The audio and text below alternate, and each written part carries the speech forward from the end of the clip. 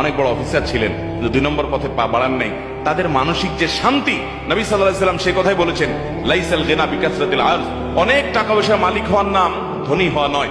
ইন্নাল গিনা গিনান নফস, প্রকৃত ধনী হলো সে যে মনের দিক থেকে সে জানে তার কোনো দুর্বলতা নাই, সে কোনো অন্যায় করে নাই, যেটুকু হয়েছে সেটুকু হ্যাপি, তার অতিরিক্ত ডিমান্ডও নাই, চাহিদাও নাই, চাহিদাকে সীমিত করে ফেলেছে। এ হলো আসল ধনী এবং আসল সচ্ছল মানুষ। তার চেয়ে সুখী মানুষ আরেকজন হতে পারে